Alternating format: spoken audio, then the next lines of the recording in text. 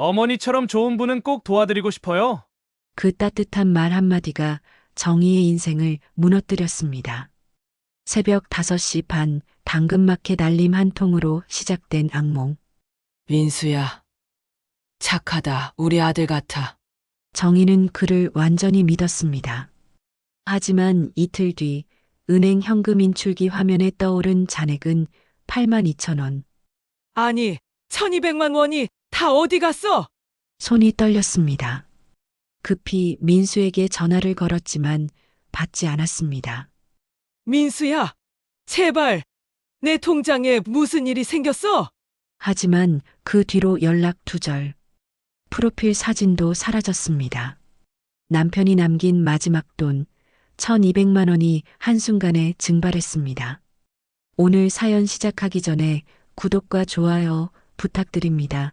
구독과 좋아요는 무료입니다. 여러분의 구독과 좋아요는 큰 힘이 됩니다. 띠링. 새벽 5시 반 윤정희의 휴대폰이 울렸습니다. 정희는 깜짝 놀라 눈을 떴습니다. 이 시간에 누가 연락을 하지? 심장이 두근거렸습니다. 혹시 아들에게 무슨 일이 생긴 건 아닐까? 아니면 병원에서 온 연락일까? 손을 떨며 안경을 찾아 쓰고 화면을 확인했습니다. 당근마켓 채팅 일건. 아, 당근마켓이구나. 정희는 안도의 한숨을 쉬었습니다. 며칠 전 남편이 쓰던 가습기를 올렸었죠. 누가 사겠다고 연락을 한 모양입니다. 메시지를 열어봤습니다. 어머니, 혹시 어제 올리신 가습기 아직 있나요? 제 어머니께 드리려고요. 오늘 당장 필요한데 괜찮으실까요? 착한 청년 민수라는 이름이었습니다. 정희는 그 문장을 보는 순간 마음이 따뜻해졌습니다. 제 어머니께 드리려고라는 말이 가슴에 와닿았습니다. 요즘 젊은 사람들이 부모를 생각하는 게 쉬운 일이 아닌데 말이죠. 정희는 서둘러 답장을 쳤습니다. 네, 있어요. 오늘 오전에 오세요. 답장은 금방 왔습니다. 정말 감사합니다. 제가 직접 가겠습니다. 어머니처럼 좋은 분은 꼭 도와드리고 싶어요. 10시쯤 괜찮으실까요? 정희는 화면을 보며 미소를 지었습니다. 좋은 분이라니. 낯선 사람에게 이런 말을 들은 게 얼마만인지 모르겠습니다. 남편이 떠난 후 혼자 사는 이 집에서 누군가에게 좋은 사람이라고 불린다는 게 이렇게 기쁠 줄 몰랐습니다. 그래, 10시면 되지. 정희는 답장을 보내고 일어났습니다. 거울을 보니 백발이 헝클어져 있었습니다. 정희는 빗으로 머리를 정리하며 혼잣말을 했습니다. 사람을 만나는데 이렇게 있으면 안 되지. 오랜만에 누군가를 집으로 맞이한다는 생각에 마음이 설렜습니다. 옷장을 열어 깔끔한 남색 블라우스를 꺼냈습니다. 남편이 살아있을 때 좋아하던 옷이었죠. 정희는 옷을 쓰다듬으며 잠시 생각에 잠겼습니다. 남편 최인호가 세상을 떠난 지 이제 1년 반이 됐습니다. 처음엔 정말 힘들었습니다. 아침에 일어나면 옆자리가 텅 비어 있고 저녁이면 밥 먹어요라고 말할 사람이 없었습니다. 집안은 조용했고 그 조용함이 정의를 짓눌렀습니다. 그래서 시작한 게 물건 정리였습니다. 남편의 옷, 남편의 책, 남편의 물건들을 하나씩 정리하면서 조금씩 이별을 받아들이려고 했습니다. 당근마켓은 아들이 알려줬습니다. 엄마, 버리지 말고 필요한 사람한테 주는 게 어때요? 요즘은 중고 거래 앱이 있어요. 처음엔 어려웠습니다. 사진을 찍고 글을 쓰고 가격을 정하는 게 낯설었죠. 하지만 누군가 감사합니다라고 말할 때마다 정희는 조금씩 위로받았습니다. 남편의 물건이 다른 사람에게 쓰임받는다는 게 나쁘지 않았습니다. 부엌으로 가서 물을 끓이는데 라디오에서 뉴스가 흘러나왔습니다. 정희는 습관처럼 라디오를 켰습니다.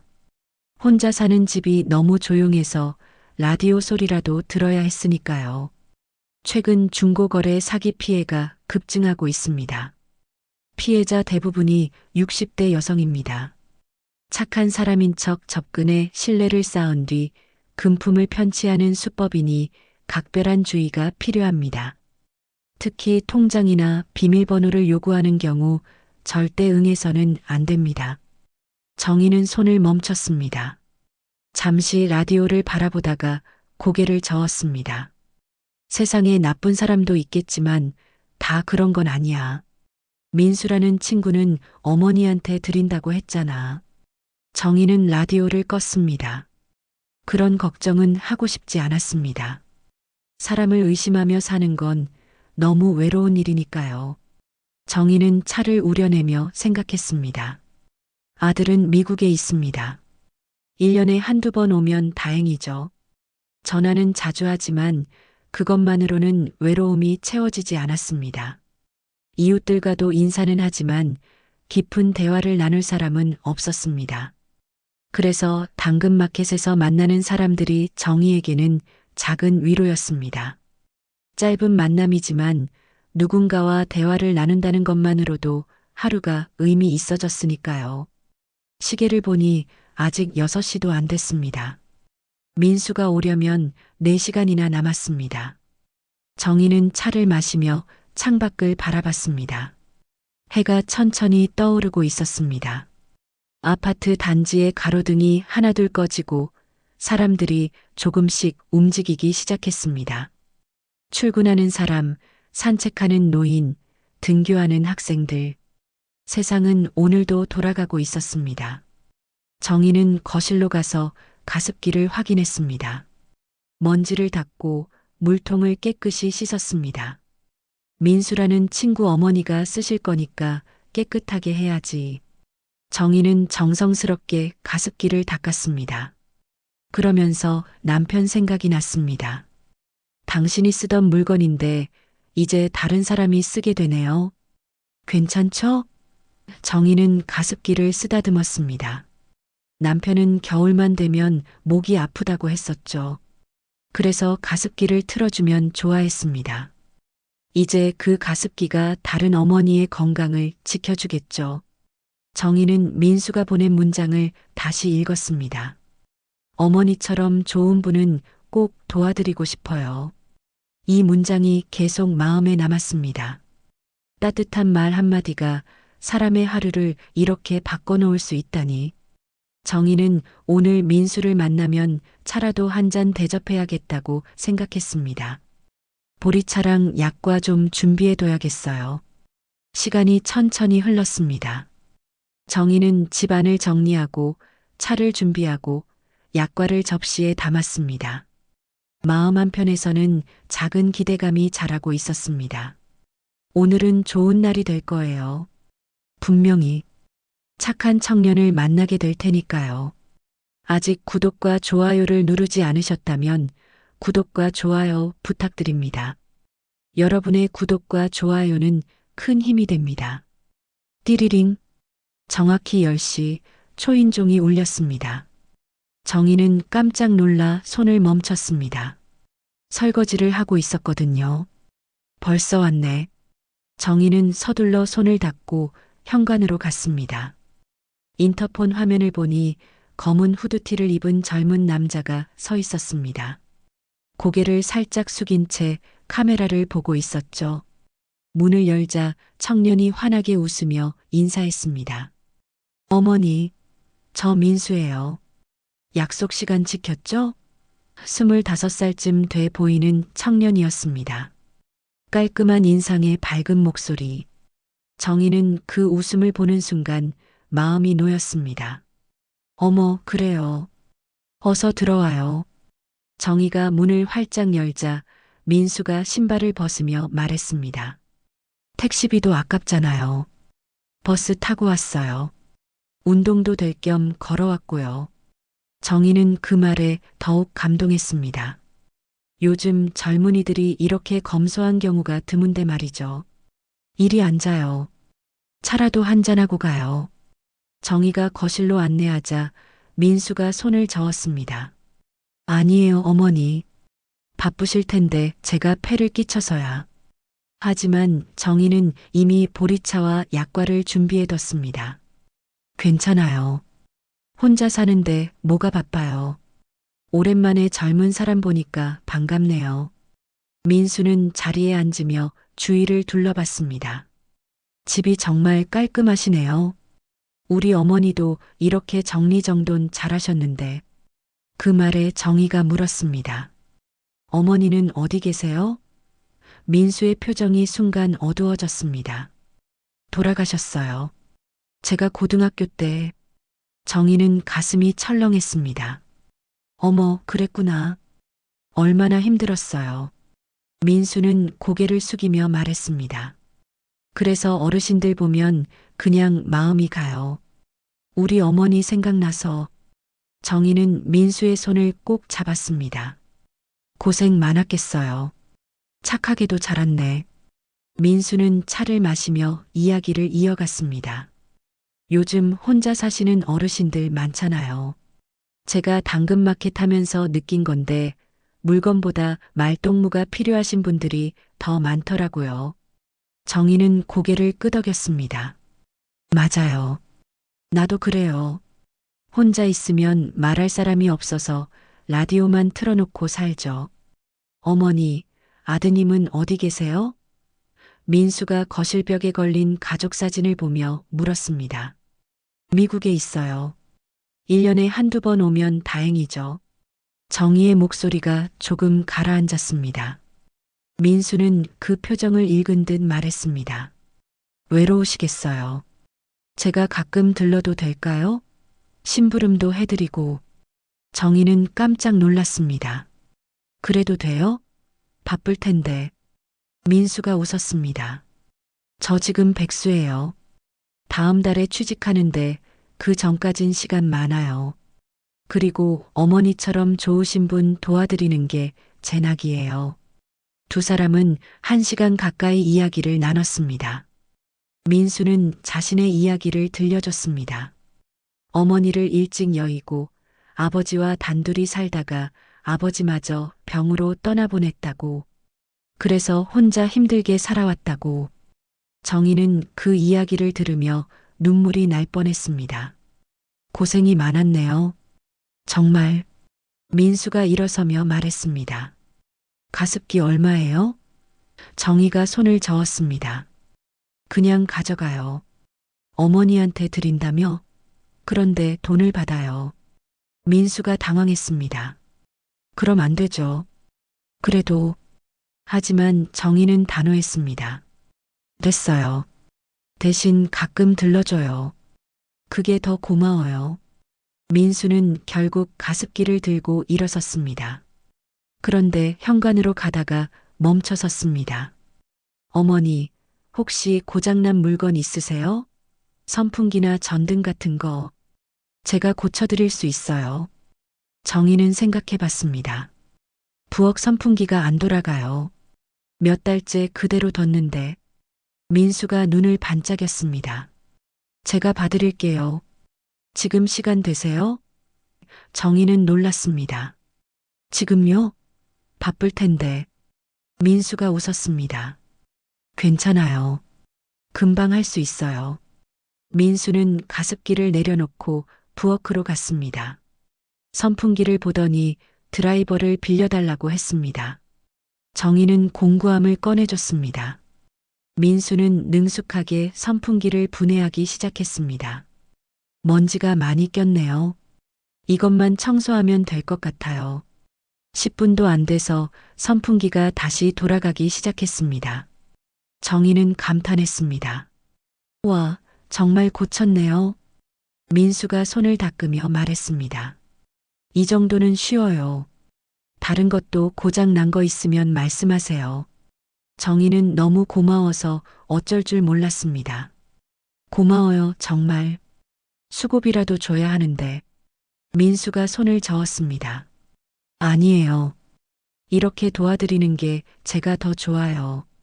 민수가 가습기를 다시 들고 현관으로 향했습니다. 정희는 봉투에서 3만 원을 꺼내 민수 손에 쥐어줬습니다. 밥이라도 먹어요. 부탁이에요. 민수는 난처한 표정을 지었습니다. 어머니, 이러시면 제가 속상해요. 전 돈 때문에 도와드리는 게 아니에요. 하지만 정희는 단호했습니다.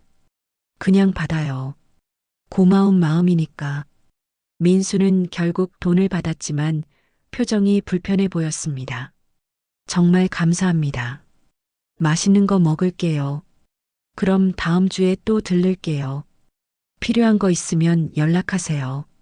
문이 닫히고 정희는 한참을 서 있었습니다. 가슴이 따뜻했습니다. 이렇게 착한 청년이 세상에 있다니.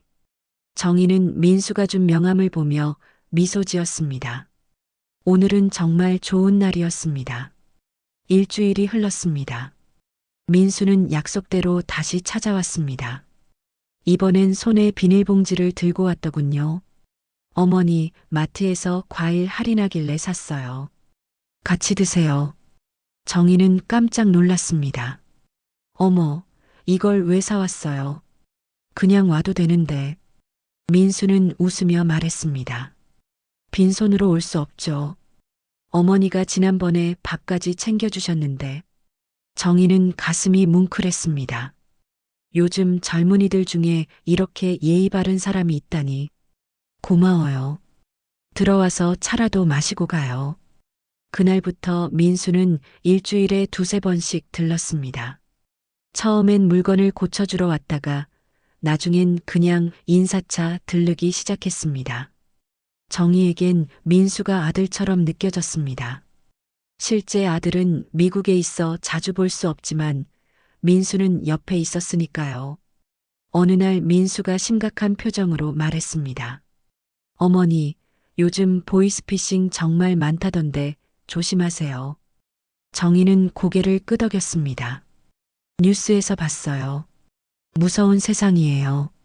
민수가 말을 이었습니다. 특히 어르신들 노리는 사기꾼들이 많대요. 통장이나 비밀번호 절대 남한테 알려주시면 안 돼요. 그럼요. 나도 그 정도는 알아요. 정희가 웃자 민수도 따라 웃었습니다. 그래도 요즘 수법이 교묘하대요. 은행 직원인 척하거나 경찰인 척하거나. 조심 또 조심하세요. 그러던 어느 날 민수가 조심스럽게 말을 꺼냈습니다. 어머니, 혹시 안 쓰는 통장 있으세요? 정희는 고개를 갸우뚱했습니다. 통장요? 왜요? 민수가 설명했습니다. 요즘 휴명계좌 때문에 문제 생기는 분들 많아요. 오래 안 쓴 통장은 정리하셔야 해요. 나중에 돈이 묶이거든요. 정희는 생각해 봤습니다. 국민은행 통장이 하나 있긴 한데 비밀번호를 자꾸 틀려서 못 쓰고 있어요. 민수가 눈을 반짝였습니다. 제가 은행 앱으로 확인만 해드릴까요? 잔액이 얼마 있는지, 휴명계좌인지 아닌지만 보면 돼요. 정희는 잠시 망설였습니다. 하지만 민수를 의심할 이유가 없었습니다. 지난 몇 주 동안 민수는 한 번도 돈을 요구한 적이 없었고 오히려 과일도 사다 주고 심부름도 해줬습니다. 그럼 좀 봐줄래요? 나는 스마트폰이 어려워서. 민수는 정희의 핸드폰을 받아 은행 앱을 깔았습니다. 비밀번호 4자리만 알려주세요. 정희는 숫자를 불러줬습니다. 1234예요. 간단하게 했어요. 민수가 입력하더니 화면을 보여줬습니다. 어머니, 여기 1,200만 원 있네요. 이 정도면 관리 잘하셔야 해요. 정희는 놀랐습니다. 어머, 그렇게 많이 있었어요? 까먹고 있었네. 그 돈은 남편이 남긴 보험금이었습니다. 정희는 만일의 사태를 대비해 그냥 넣어뒀던 거죠. 민수가 말했습니다. 이 정도 금액이면 보안 설정 강화해야 해요. 제가 도와드릴게요. 민수는 이것저것 설정을 만지기 시작했습니다. 정희는 영문도 모른 채 민수가 하는 대로 따랐습니다. 이제 됐어요. 훨씬 안전해졌을 거예요. 민수가 핸드폰을 돌려주며 말했습니다. 혹시 이상한 문자 오면 바로 저한테 연락하세요. 제가 확인해 드릴게요. 그날 밤 정희의 핸드폰에 문자가 왔습니다. 인증번호 37184. 해외 이체 확인용. 정희는 고개를 갸우뚱했습니다. 해외 이체? 내가 뭘 한 적이 없는데. 하지만 민수가 했던 말이 떠올랐습니다. 요즘은 보안 설정하면 자동으로 문자 와요. 신경 쓰지 마세요. 정희는 문자를 지웠습니다. 별일 아니겠지. 민수가 그랬으니까. 그날 밤 정희는 편안하게 잠들었습니다. 믿을 수 있는 사람이 곁에 있다는 게 얼마나 큰 위안인지 모릅니다. 다음 날 아침 민수에게서 전화가 왔습니다. 어머니, 오늘 시간 되세요? 제가 장볼 일 있는데 같이 가실래요? 정희는 기뻤습니다. 그래요? 좋죠. 나도 마침 살 게 있었어요. 민수는 정희를 차에 태워 대형마트로 갔습니다. 장을 보는 내내 민수는 정희를 챙겼습니다. 무거운 건 대신 들어주고 할인하는 물건도 알려줬습니다. 계산을 하는데 민수가 카드를 꺼냈습니다. 제가 살게요. 정희가 손을 저었습니다. 안 돼요. 내 돈으로 살게요. 하지만 민수는 이미 계산을 끝냈습니다. 괜찮아요. 어머니가 맨날 저 챙겨주시잖아요. 정희는 미안하고 고마웠습니다. 정말 미안해요. 다음엔 내가 살게요. 집으로 돌아와 짐을 정리하는데 민수가 말했습니다. 어머니, 제가 다음 주에 면접 봐요. 잘 됐으면 좋겠어요.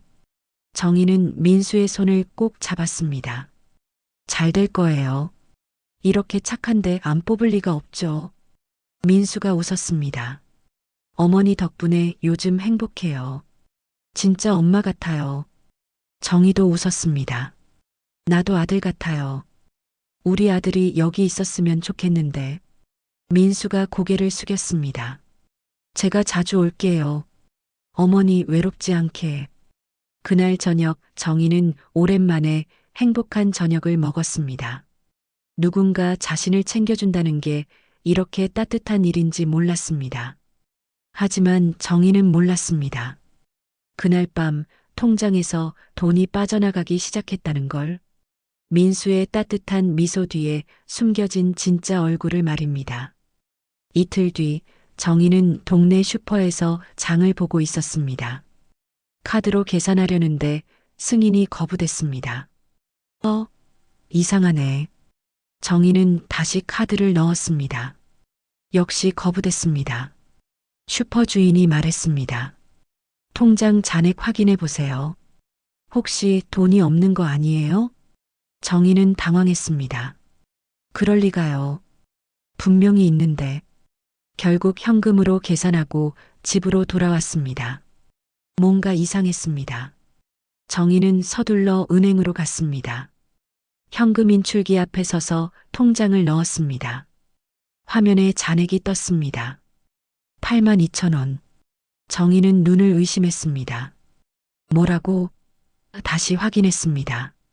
역시 82,000원. 분명 며칠 전만 해도 1,200만 원이 있었는데. 정희는 손이 떨렸습니다. 급히 은행 안으로 들어가 직원을 찾았습니다. 저기요, 제 통장 좀 확인해 주세요. 돈이 다 어디 갔는지 모르겠어요. 직원이 통장을 받아 확인했습니다. 잠시만요. 컴퓨터를 두드리던 직원의 얼굴이 굳었습니다. 고객님, 이틀 전에 해외 송금이 여러 건 나갔네요. 해외 송금이요? 제가 한 적 없는데요. 정희의 목소리가 커졌습니다. 직원이 화면을 보여줬습니다. 여기 보세요. 이틀 전 밤 11시 베트남으로 400만 원, 그리고 자정에 필리핀으로 500만 원, 새벽 2시에 또 베트남으로 300만 원. 정희는 그 자리에서 주저앉을 뻔했습니다. 그럴 리가 없어요. 저 그 시간에 자고 있었는데. 직원이 조심스럽게 말했습니다. 인증번호를 입력하셨나 봐요. 안 그러면 송금이 안 됩니다. 정희는 머릿속이 하얘졌습니다. 인증번호. 그날 밤 받았던 문자가 떠올랐습니다. 아니야, 나는 아무것도 안 했어요. 그냥 문자만 왔는데. 직원이 고개를 저었습니다.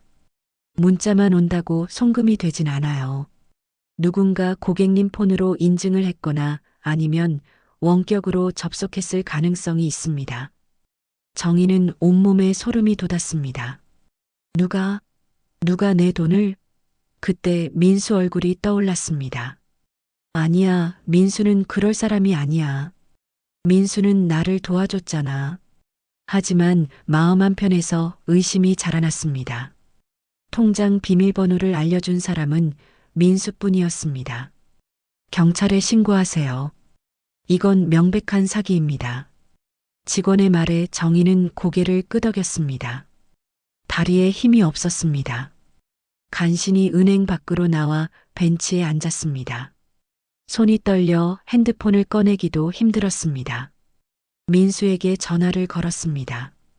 한참을 기다려도 받지 않았습니다. 다시 걸었습니다. 역시 받지 않았습니다. 정희는 카카오톡을 열었습니다.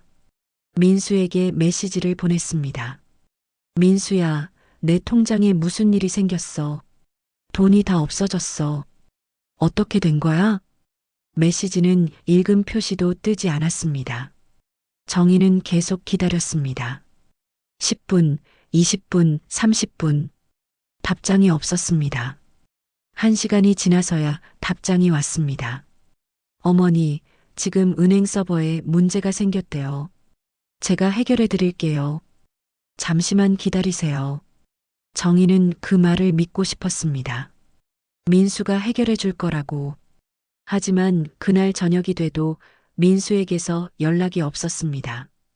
다음 날도 그 다음 날도 정희는 계속 전화를 걸었지만 민수는 받지 않았습니다.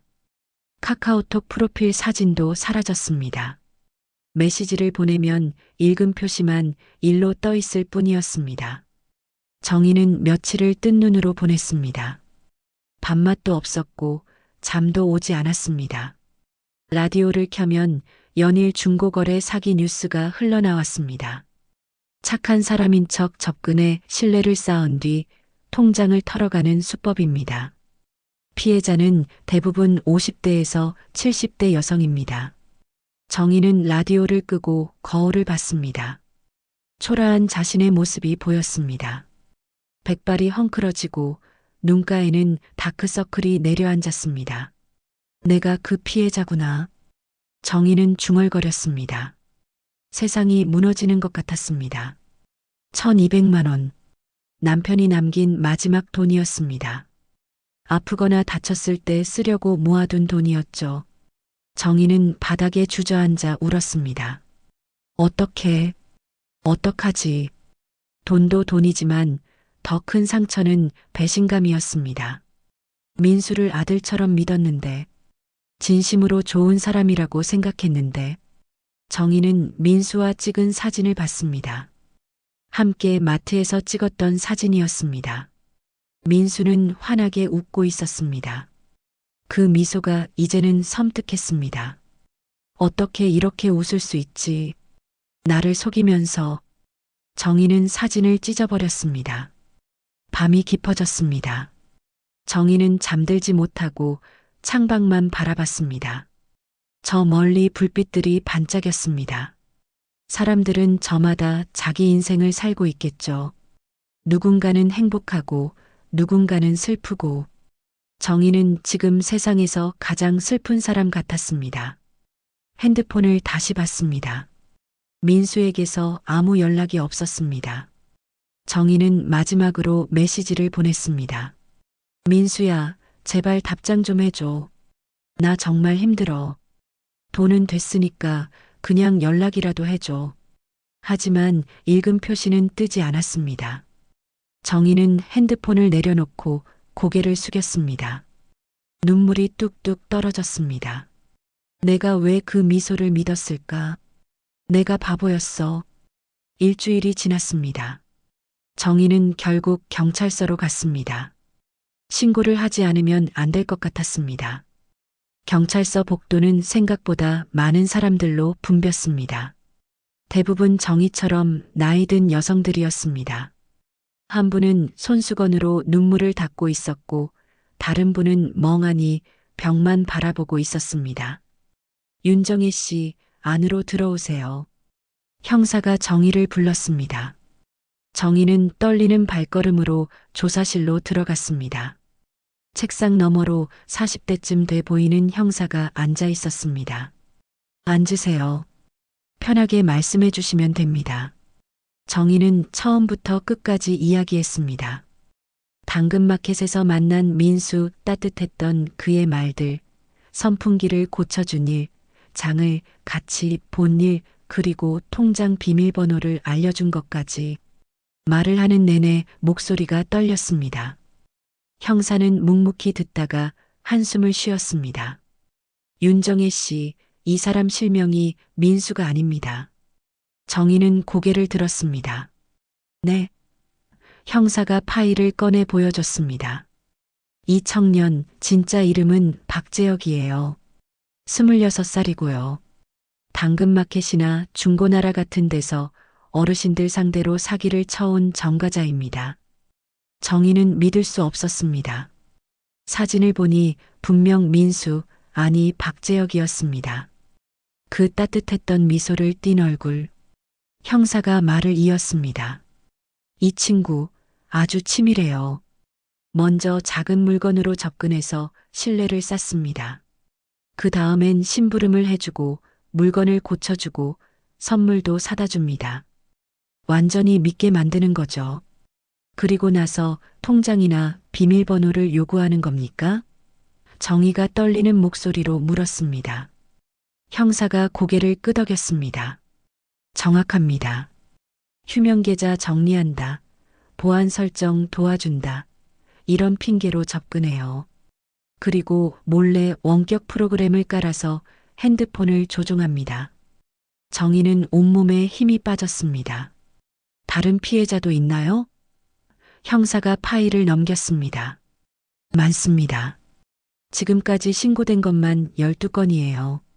전부 60대 여성분들입니다. 피해액은 적게는 500만 원, 많게는 2천만 원까지. 정희는 가슴이 철렁했습니다. 나만 당한 게 아니었구나. 형사가 말했습니다. 이 친구가 노리는 건 돈만이 아니에요. 외로운 어르신들의 마음을 노리는 겁니다. 가족처럼 대해주면서 완전히 무장 해제시키는 거죠. 그래서 피해자분들이 신고도 못하고 숨기는 경우가 많아요. 정희는 고개를 숙였습니다. 맞는 말이었습니다. 정희도 처음엔 신고할 생각을 못했습니다. 민수를 의심하고 싶지 않았으니까요. 아직도 마음 한편에서는 민수가, 아니 박재혁이 연락하기를 바라고 있었습니다. 미안하다고, 돈을 돌려주겠다고 말해주길. 이 친구 잡을 수 있나요? 정희가 물었습니다. 형사가 고개를 끄덕였습니다. 추적 중입니다. 곧 잡힐 겁니다. 하지만 송금된 돈을 되찾기는 어려울 수 있어요. 이미 해외로 빠져나갔거든요. 정희는 한숨을 쉬었습니다. 돈은 포기해야겠구나. 조사를 마치고 나오는데 복도에서 한 여성이 정희를 불렀습니다. 저기요, 혹시 당근마켓 사기 피해자세요? 정희는 고개를 끄덕였습니다. 여성이 다가왔습니다. 저도 그래요. 저는 옆 동네 사는 이순자예요. 미용실 하고 있어요.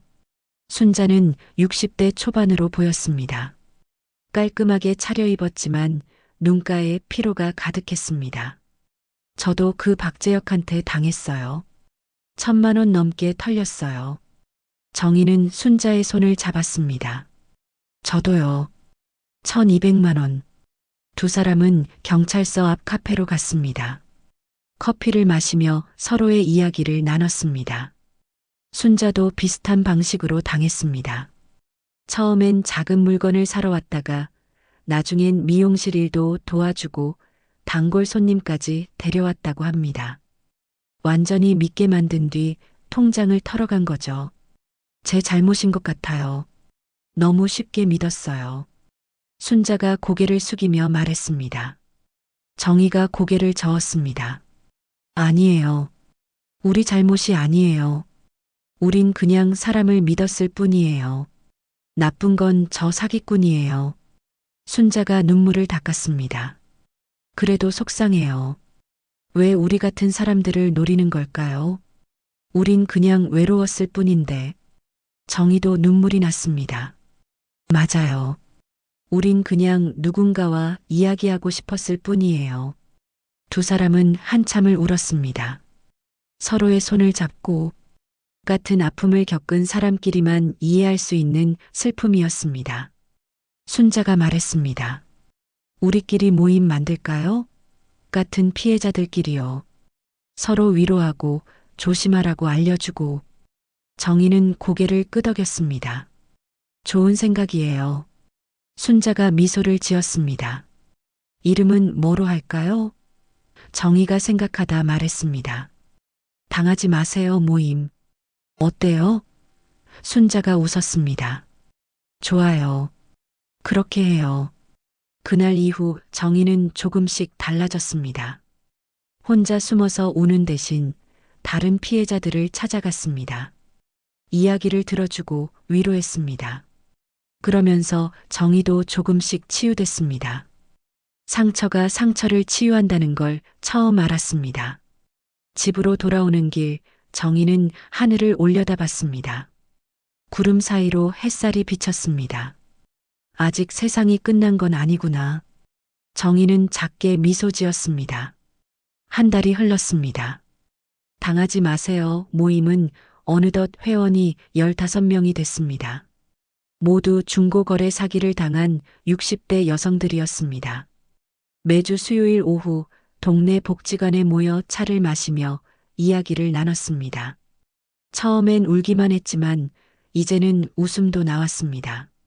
제가 그때 정말 바보였어요. 그 사람이 라면 끓여준다길래 완전히 넘어갔잖아요. 한 회원이 말하자 다들 웃었습니다. 저는 고양이 사료 사다 줬다고 감동했어요. 지금 생각하면 웃기죠? 또 다른 회원이 말했습니다. 아픔을 나누니 조금씩 가벼워졌습니다. 정희는 모임을 이끌며 조금씩 변했습니다.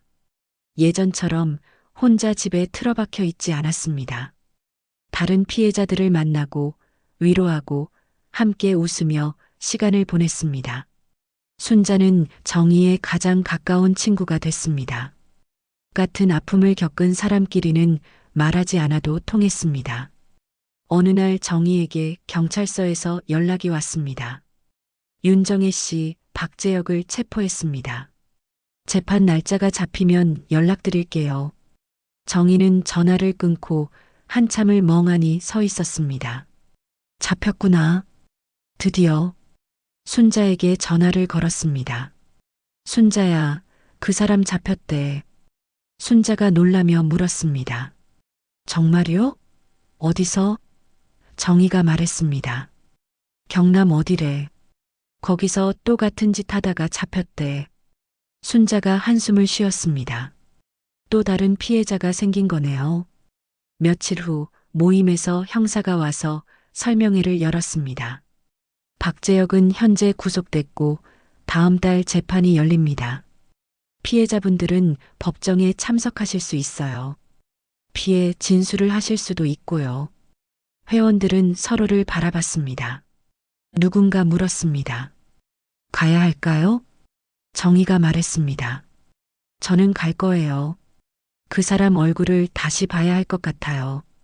순자도 고개를 끄덕였습니다. 저도요.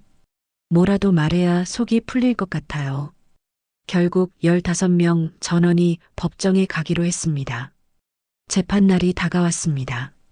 정희는 그날 아침 일찍 일어났습니다. 옷장을 열어 가장 단정한 옷을 꺼냈습니다. 거울을 보며 머리를 빗었습니다. 오늘은 당당하게 말해야지. 정희는 자신에게 다짐했습니다. 법원 앞에서 회원들을 만났습니다. 모두 긴장한 표정이었습니다.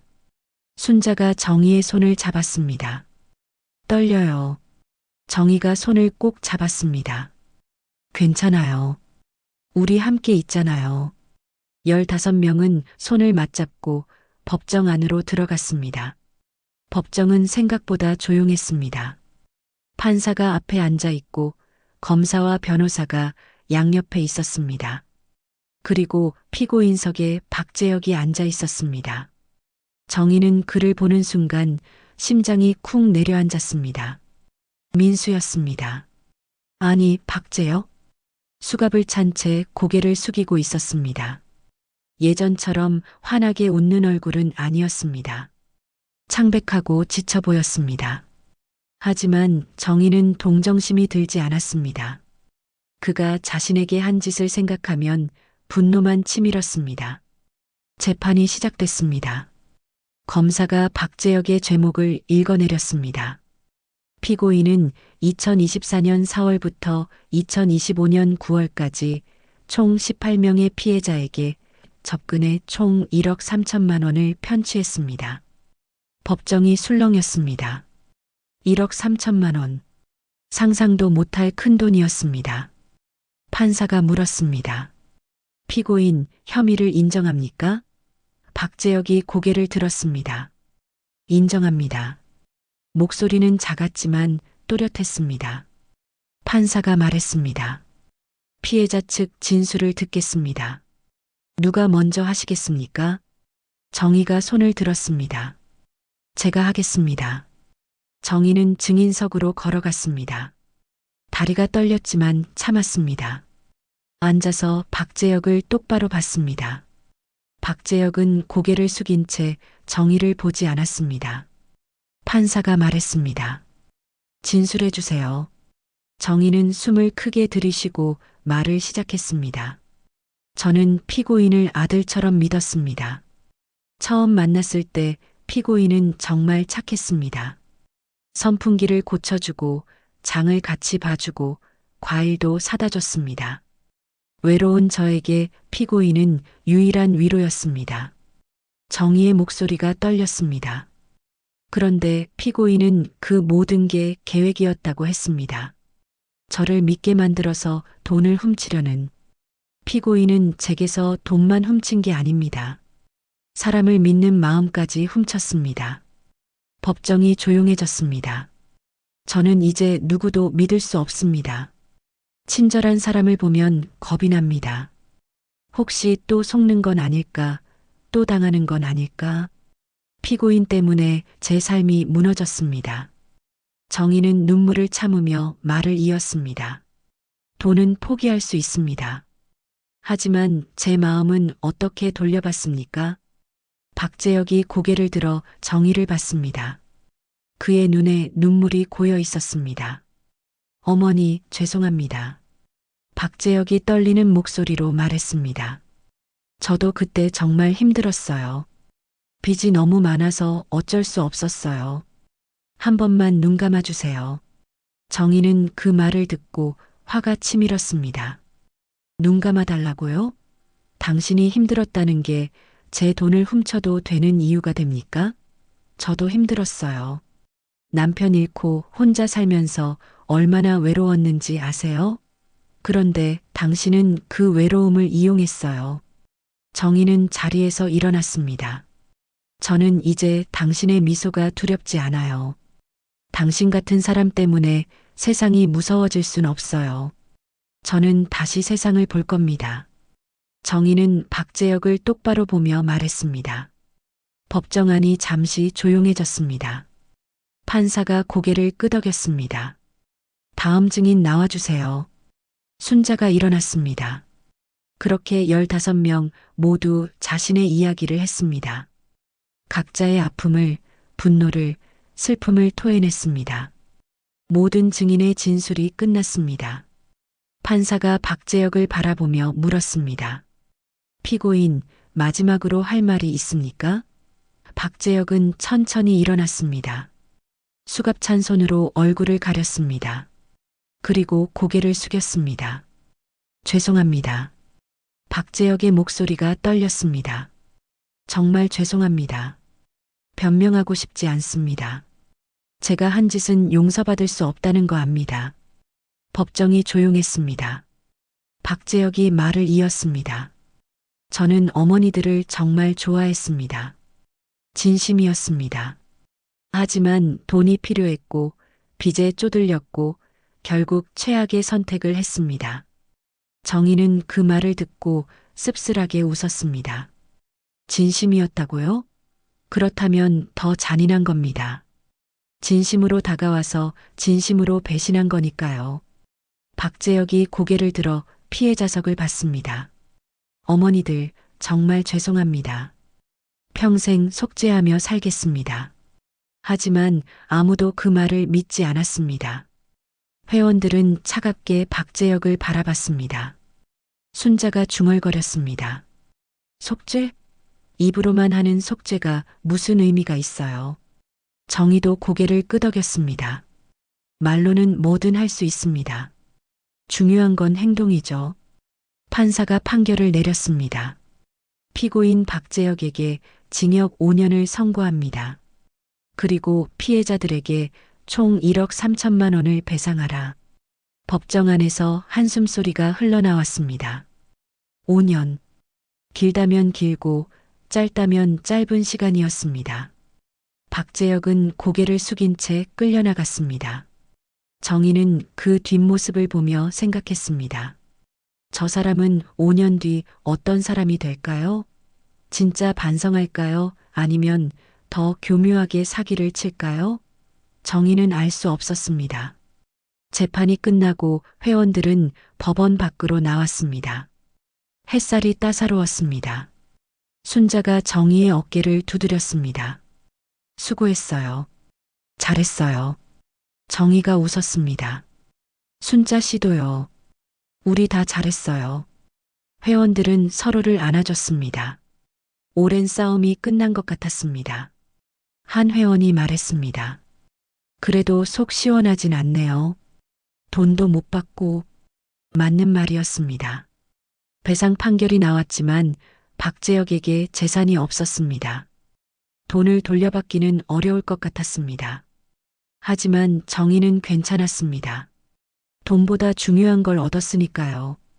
우리가 함께 싸웠다는 게 중요해요. 정희가 말했습니다. 혼자였으면 포기했을 거예요. 하지만 우리 함께였잖아요. 그게 가장 큰 힘이었어요. 회원들이 고개를 끄덕였습니다. 정희 말이 맞았습니다. 함께였기에 견딜 수 있었습니다. 그날 저녁 회원들은 삼겹살집에 모였습니다. 오랜만에 맛있는 음식을 먹으며 웃고 떠들었습니다. 아픔을 나누고 희망을 나누고 삶을 나눴습니다. 정희는 그 자리에서 행복했습니다. 혼자가 아니라는 게 이렇게 큰 힘이 되는지 몰랐습니다. 며칠 후 정희에게 한 통의 전화가 왔습니다. 동네 구청에서 걸려온 전화였습니다. 윤정혜 씨, 저희가 디지털 금융 사기 예방 강의를 준비 중인데요. 혹시 강사로 참여하실 의향 있으신가요? 정희는 깜짝 놀랐습니다. 제가요? 담당자가 말했습니다. 네, 실제 피해 경험이 있으시니까 더 생생하게 전달하실 수 있을 것 같아요. 많은 어르신들에게 도움이 될 겁니다. 정희는 잠시 망설였습니다.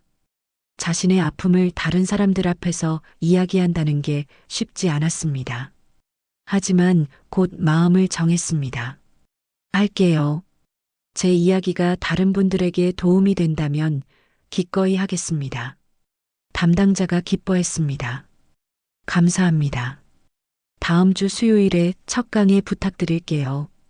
정희는 전화를 끊고 순자에게 연락했습니다. 순자 씨, 나 강사한대요. 사기 예방 강의. 순자가 놀라며 말했습니다. 정말요? 대단해요. 정희가 웃었습니다. 긴장돼요. 잘할 수 있을까요? 순자가 말했습니다. 당연히 잘하죠. 정혜 씨만큼 이 일을 잘 아는 사람이 어디 있어요. 다음 주 수요일 정희는 구청 복지관 강당에 섰습니다. 앞에는 50명이 넘는 어르신들이 앉아 있었습니다. 정희는 떨리는 손으로 마이크를 잡았습니다. 안녕하세요. 저는 윤정희입니다. 오늘 여러분께 제 경험을 나누려고 합니다. 정희는 처음부터 끝까지 이야기했습니다. 당근마켓에서 민수를 만난 것, 그를 믿게 된 과정, 통장을 털린 것, 그리고 재판까지. 어르신들은 숨죽여 들었습니다.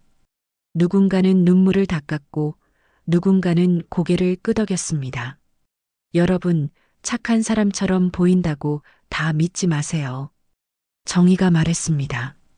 세상은 무섭지만 그래도 배워가면 덜 아파요. 통장 비밀번호는 절대 남에게 알려주지 마세요. 가족이라도요. 이상한 문자가 오면 바로 경찰에 신고하세요. 강의가 끝나고 한 할머니가 다가왔습니다. 저도 비슷한 일을 겪었어요. 덕분에 용기가 났어요. 신고할 거예요. 정희는 할머니의 손을 꼭 잡았습니다. 잘하셨어요. 혼자 아파하지 마세요. 도움을 요청하세요. 집으로 돌아오는 길, 정희는 가슴이 뿌듯했습니다. 자신의 아픔이 누군가에게 도움이 됐습니다. 상처가 약이 됐습니다. 정희는 하늘을 올려다봤습니다. 구름 한 점 없이 맑았습니다. 정희는 생각했습니다. 나는 이제 피해자가 아니야. 나는 생존자야. 그리고 이제 다른 사람을 돕는 사람이야. 정희는 작게 미소 지었습니다. 앞으로 할 일이 많았습니다. 석 달이 흘렀습니다. 정희의 삶은 완전히 달라져 있었습니다. 매주 수요일과 금요일 구청 복지관에서 디지털 금융사기 예방 강의를 했습니다. 처음엔 떨렸지만 이제는 익숙해졌습니다. 무엇보다 강의를 듣는 어르신들의 눈빛이 정희에게 힘을 줬습니다. 여러분, 세상에는 나쁜 사람도 있지만 좋은 사람도 많습니다. 중요한 건 구별하는 법을 배우는 거예요. 정희는 항상 이렇게 강의를 마무리했습니다. 의심하며 사는 게 아니라 현명하게 사는 겁니다. 강의가 끝나면 어김없이 누군가 다가와 고맙다고 인사했습니다. 선생님 덕분에 조심하게 됐어요.